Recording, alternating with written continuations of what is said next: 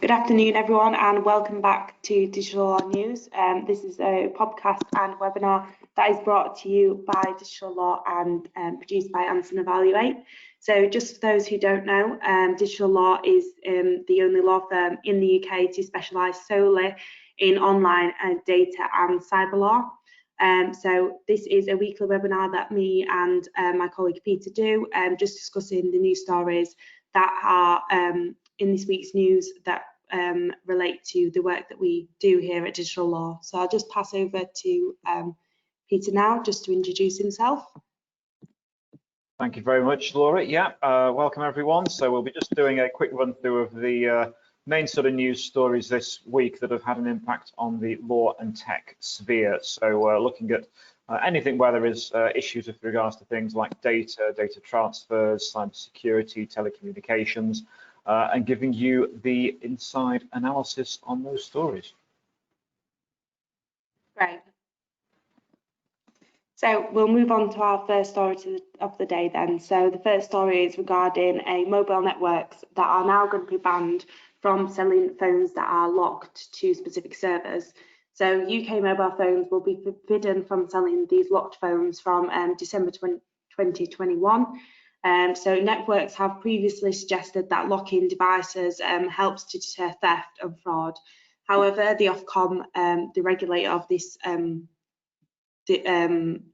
what's it called, part of technology now, has said that it makes the process more complicated and actually discourages users from switching their providers at the end of their contracts.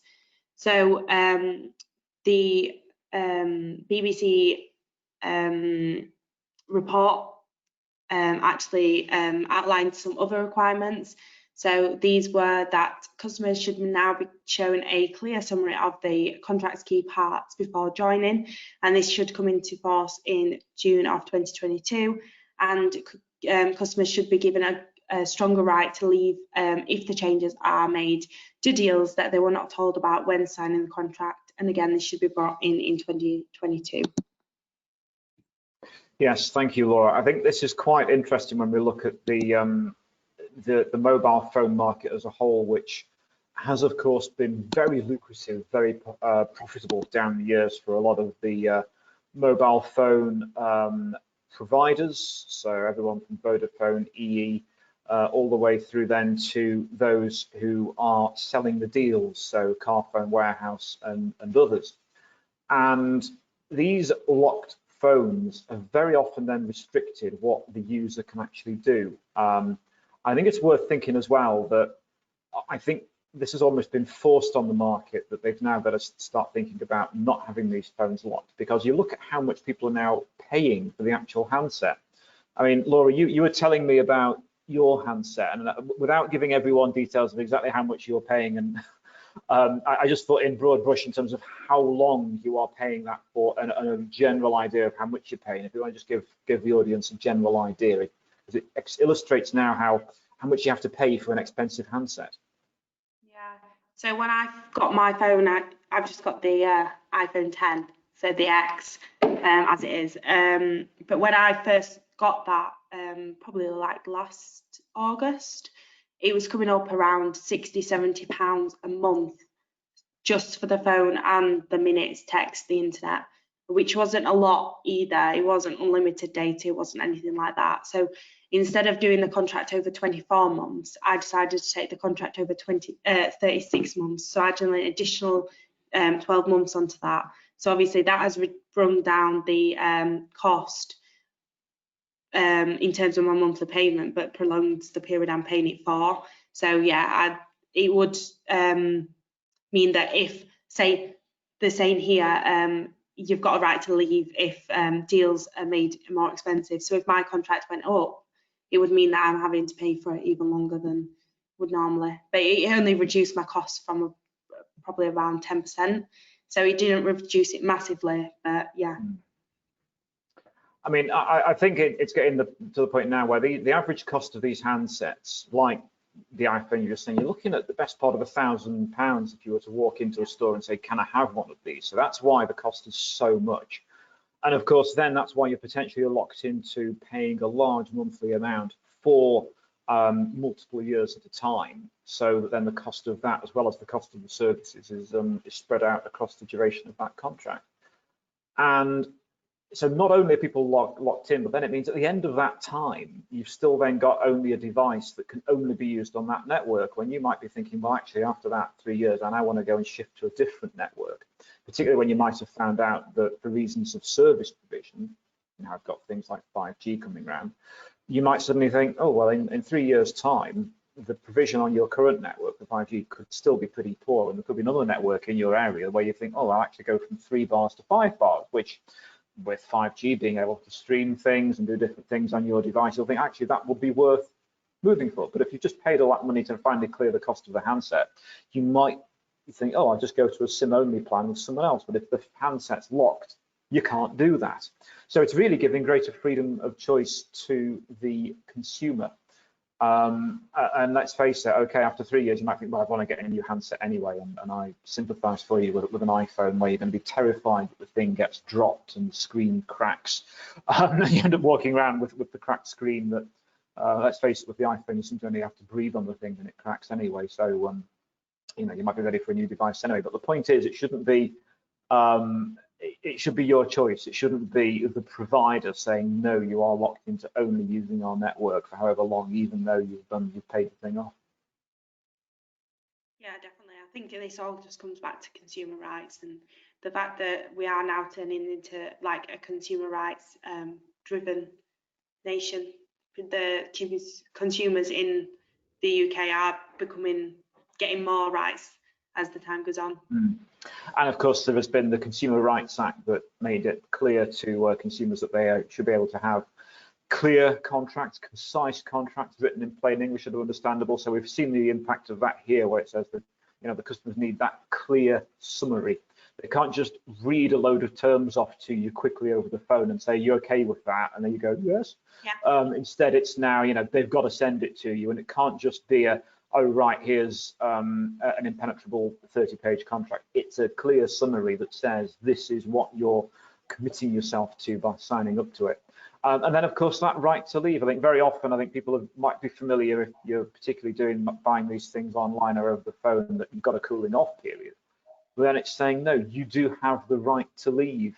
But you very often wouldn't think that on the face of what you're told. When you go into it, you'd think, oh, I've got a 3-year contract, that's it, I'm now locked in forevermore. Yeah, definitely.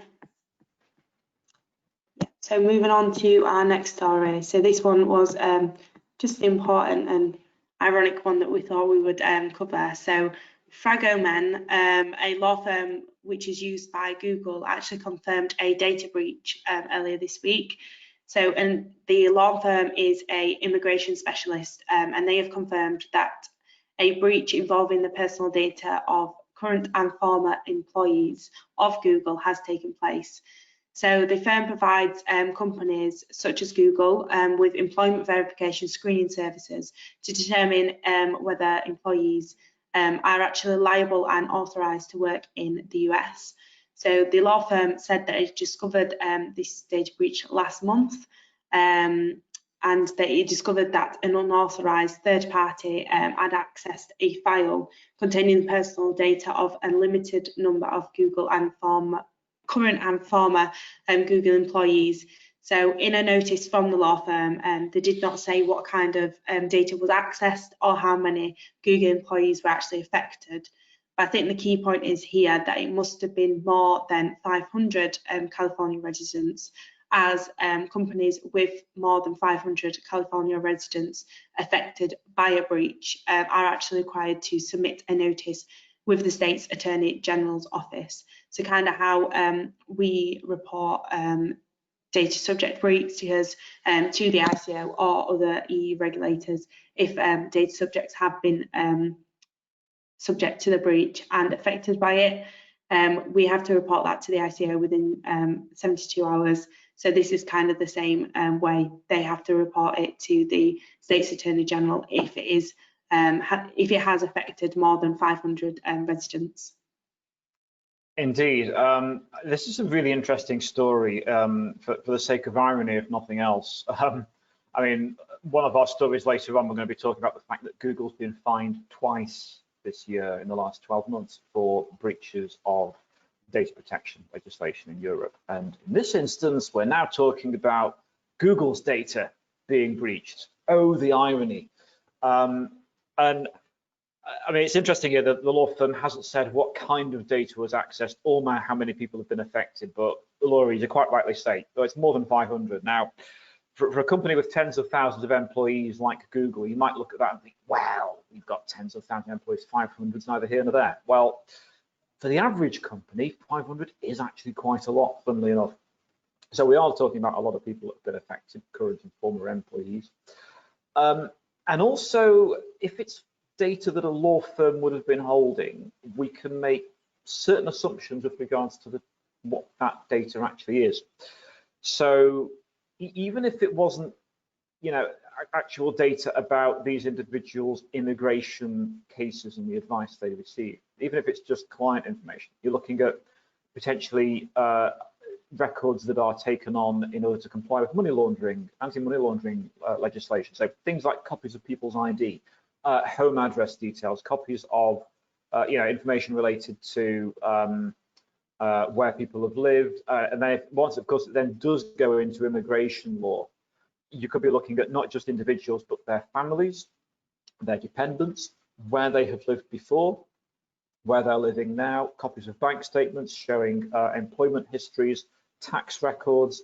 If we're talking about immigration, and those of you who've gone through the immigration process in the majority of countries will know that it involves submitting huge amounts of paperwork.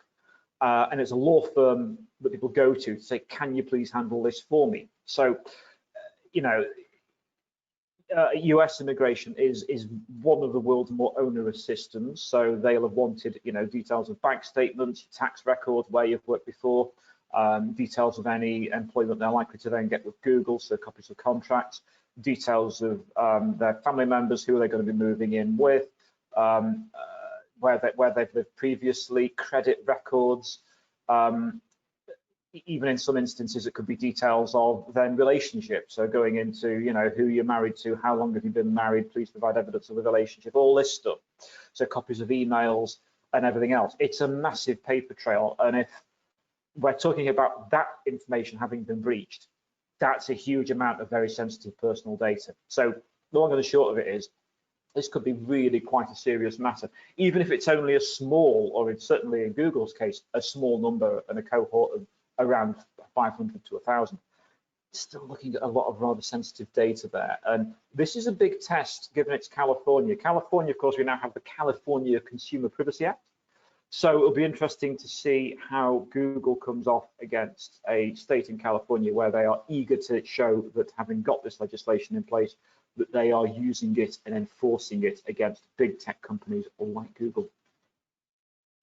Yeah, like you said, it'd be interesting. I know we've seen this year, like you mentioned, that Google have been fined twice this year, two quite large fines. I think one was the end of last year and one was in the middle of the year. So it'd be interesting to see if other worldwide regulators like the California one do actually have any action on this as well. And indeed, actually, I think it comes down to how could they not? Yeah. If they don't then enforce in this instance, it's actually saying, well, if you're not going to enforce against Google for their own breach of their own data, what's the purpose of the regulations? I mean, this is just the initial story. It's only just happened. I'm sure a lot more information will come out, but on the face of it, you would have to ask the question, how could you not at the moment actually end up coming up with some enforcement action in this instance? Definitely. So moving on to our next one, but staying on fines and data breaches. So this is an article that was produced by Sanctions Scanner. So this is a blog post detailing major GDPR fines in 2020. So the blog post starts out by just going into a little bit of detail about GDPR in general, and then goes on to discussing the fines that have been imposed on companies in 2020.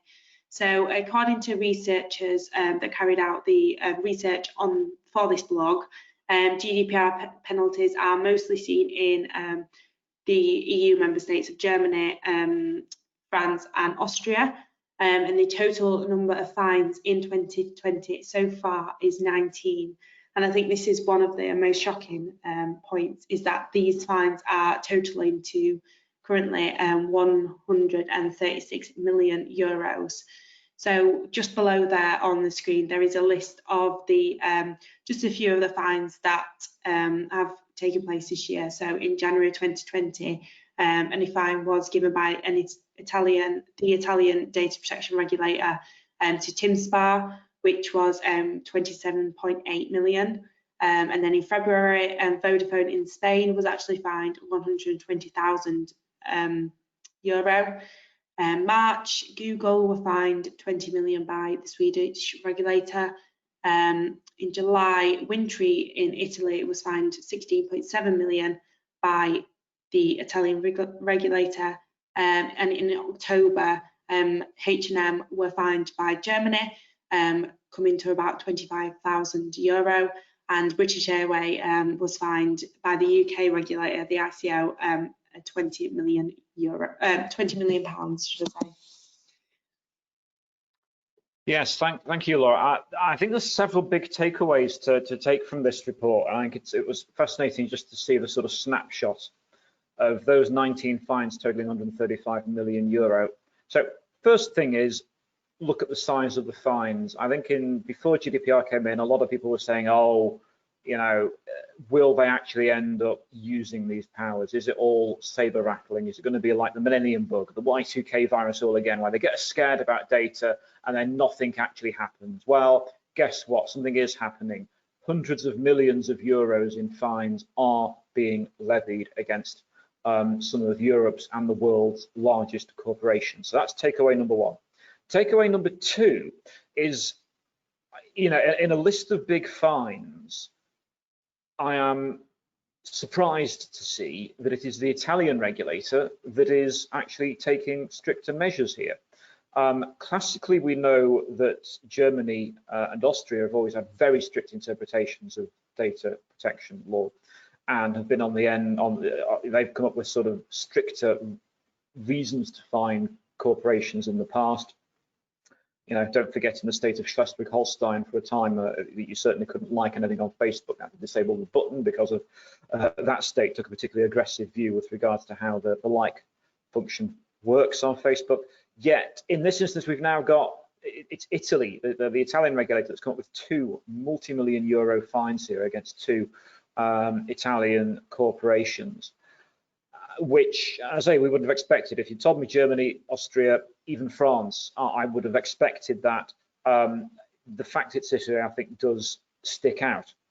So that's the second point. The third thing is that you can also find, as a global corporation, that you can be fined on multiple occasions. Just because you've been hit once for a serious breach, it doesn't mean that if something else goes wrong, you won't be then fined a short time later.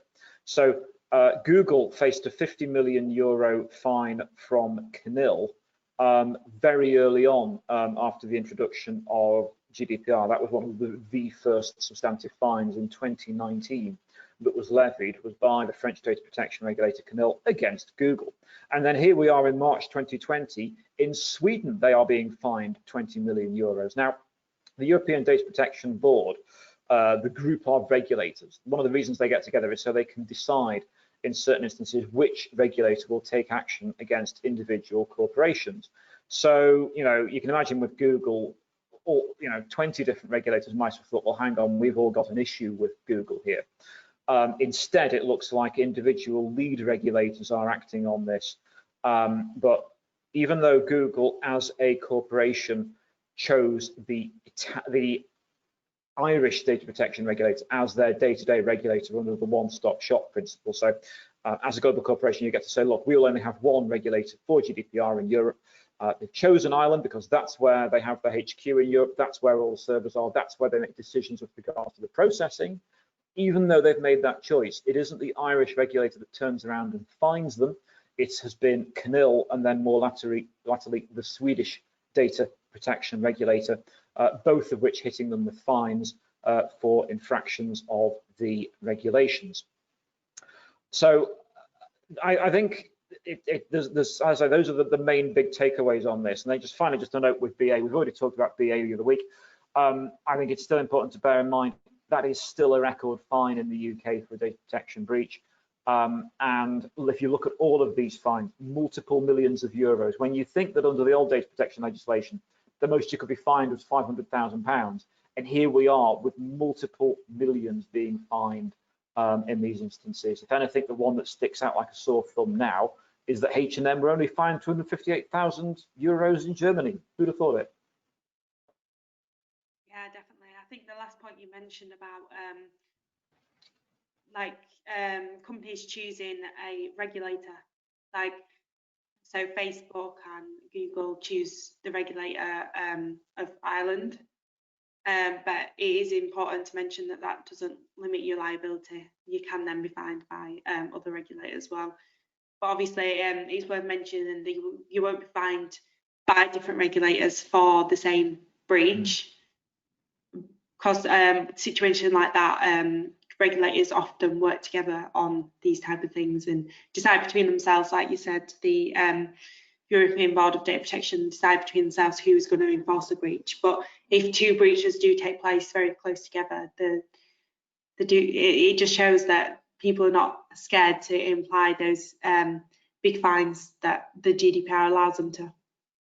Indeed, you're absolutely right, Laura, that the principle of double recovery still stands. So it's not as though for a single data protection breach, you could be hit over the head by 3 or 4 regulators. But I think the risk, though, particularly for a corporation like Google, I mean, the 50 million euros in 2019 was just Canil saying, well, we have concerns that there are multiple ways that you handle your data that we're not happy with, so we're going to fine you 50 million euro. Sweden then turns around and says, well, we've got concerns about some other ways that you handle your data, and we're not happy with it, so we're going to hit you for this. So I've not looked into the background of that penalty in Sweden, whether it was a specific breach or if it is more of an organizational issue.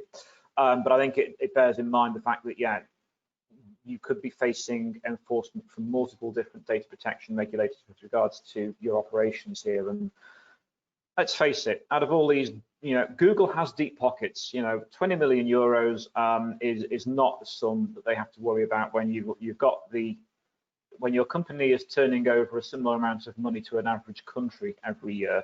20 million euros is not a problem. But repeated fines like that would start to become a problem. And also it's the publicity. Who wants to have the publicity saying, oh, Google has been fined yet again? That will be the most frustrating thing for them, I think, that they keep on being hit by these fines, and they'll want to get those negative headlines away, I'm sure, because that starts to affect things like share price. Moving on to our next one. So this is in relation to data subject access requests. So the ICO have released a blog on the website, basically simplifying subject access requests and giving some new details on the subject access request guidance. So the ICO have specifically clarified 3 points that have been raised by issues that people are suffering from.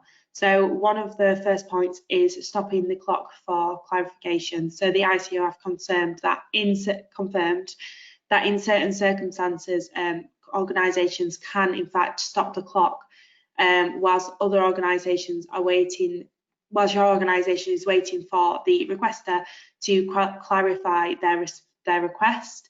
And the second point is regarding manifestly excessive requests. So defining what an excessive request is, and the ICO have provided additional guidance on this to help and broaden its definition. So they have updated their current guidance, so you can find that on their website. And lastly, regarding what can be included when charging a fee for excessive, unfounded or repeat requests. So the ICO have again updated the guidance, and you can find that on their website as well. Yeah, thank you for that, Laura. I think it's interesting here that we're still getting to grips with how subject access requests now operate under GDPR. And guidance is only issued like this if you have a need to give it. So clearly they've had questions from data controllers saying, look, we're getting a lot of excessive requests here. Can you give us more help on defining what is an excessive request? When do we get to turn around and say we're going to start charging a fee now? And that seems to be sort of the tenet here in terms of, in fact, all three of these seem to be actually more bits of guidance for the organisation based on how to really be able to deal with the volume and sometimes the nature of the requests they receive. So yes, you can stop the clock, the clarification, while you ask for more detail around the nature of the request that is being made. You can now say, look, this is excessive. You can say, look, we are going to charge a fee for those excessive, unfounded and repeated requests. So these all come down to, in some instances, we have to bear in mind that subject access requests have become an industry. There are whole departments set up in some organisations to deal with subject access requests that are being made and turn them around and get them out. Everything from local authorities to large corporations, particularly those that handle data. So as it has become more of an industry, which I don't think was ever intended by those who originally drafted the legislation, but it's happened anyway. Therefore, you're going to have to then sort of issue guidance, almost like jurisprudence, to say, look, this is actually how you need to interpret these things in practice. This is what we are happy with you doing as an organisation when you are dealing with these sorts of requests. So I think this guidance is welcome to for different corporations and organisations that are dealing with subject access requests, sometimes in significant volume. And you know what, they may even help those who are making the requests so they can see, and it gives them an expectation in terms of how their request and how their requests for information might be dealt with.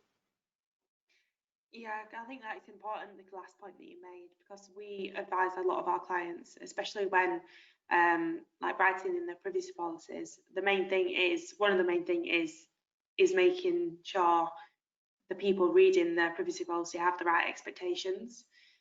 Like in regards to data deletion, making sure that the user reading that policy knows how their data will be deleted, and therefore when they're asking a question is like, has my data been deleted, they know from reading the policy that no, it hasn't. It'll be stored on the backup for a few months or something like that. So yeah, I think limiting expectations in GDPR is a key point as well to make. Exactly. I think transparency can be very, very helpful in this instance, but also it's a matter of, yes, setting those expectations from the outset. Absolutely right. So just moving on to our last story of the day. So this is regarding the NCSC and its recent post about welcoming the EU cyber sanctions against Russia following the 2015 attacks that took place on Germany's government.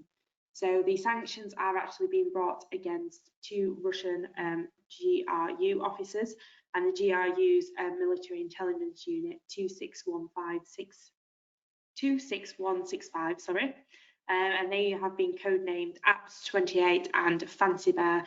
So I think it is worth mentioning that Fancy Bear, maybe not on this occasion, but they were involved in the Hillary Clinton's hacking of her email account when the presidential elections were taking place in 2016. And they were actually responsible for the attacks that took place in 2015 as well on Germany. So the Foreign Secretary of the UK has confirmed that the UK will enforce asset freezes and travel bans on those involved. And the directors of operations for the NCSC have put out a statement basically saying that they fully support these sanctions, which send a strong message to those who were responsible for these, and message that there will be consequences for those who target us or our allies in cyberspace. So they will continue to work closely with our allies to counter malicious cyber activity by the GRU and others who would seek to do harm to us and our allies. Yes, indeed. I think this is an absolutely fascinating story because it shows the fact that very often when we talk about cybersecurity, we talk about who are the actors out there, the perpetrators of the cyber attacks. And one of the perpetrators is the nation state. And increasingly, I'm afraid, Russia has been behind a number of high-profile attacks, as you quite rightly referred to there, Laura, citing the Hillary Clinton email hack in 2016 when the Democratic National Committee was hacked. We'll draw a veil over the fact that Donald Trump at an event the previous week had gone, "Go on, Russia, why don't you hack Hillary's emails?" And a week later it happened. Who would have thought it?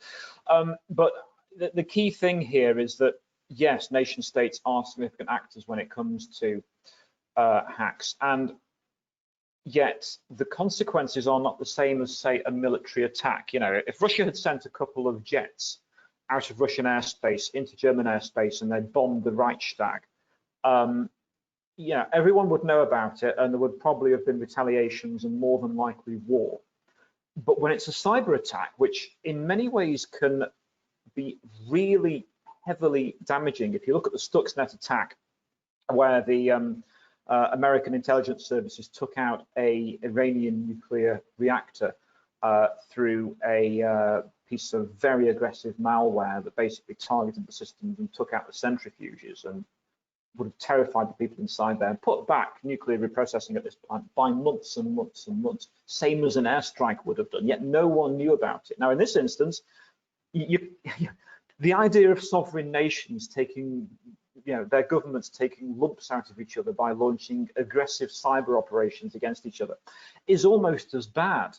Yet we just don't know about it. So in this instance, I think it's really important that the EU and the UK is saying here, look, there will be real world consequences for you by doing this, particularly when this is, military intelligence that is behind this. So they're saying, look, you can't just attack other governments, other parliaments' systems and think that we're not going to do anything about it. And you might think, oh, well, it's individual sanctions. Well, yeah, a lot of these individuals will be high net worth individuals. Take a wild guess, regrettably, where very often they go and park a lot of their assets, London.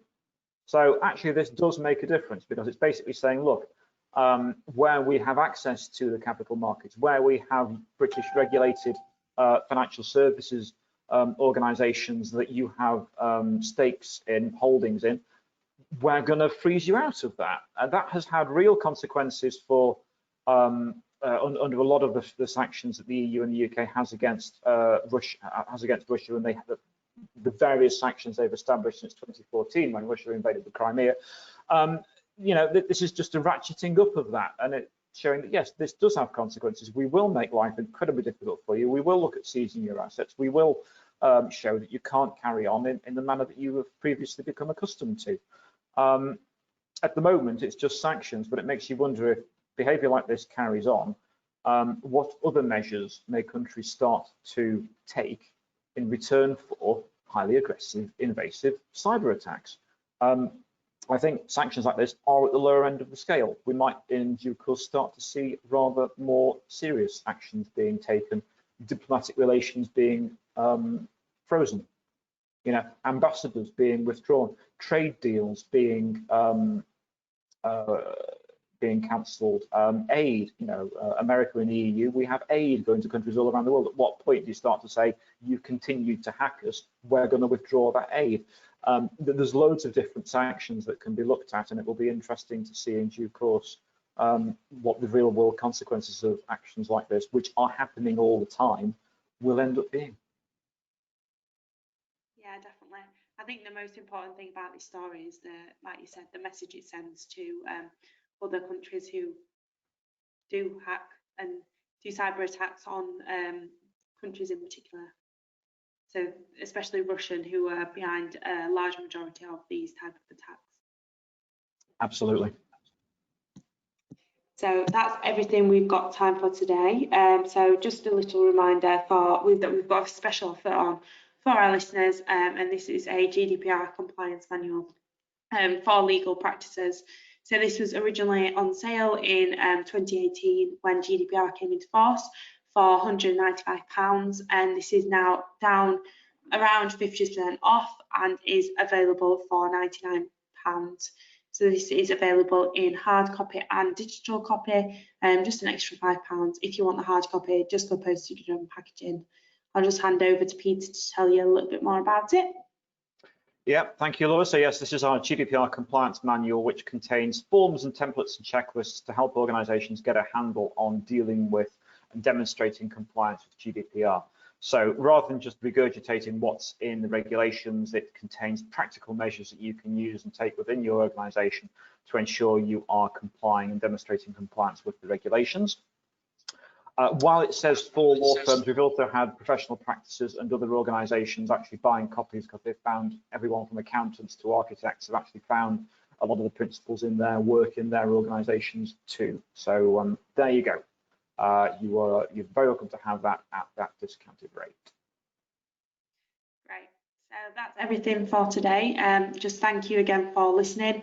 Just a reminder, this is available on demand on our YouTube channel, on our website, and through via podcast channels, so Spotify and Apple. So thank you for once again for listening, and we will hopefully see you next week.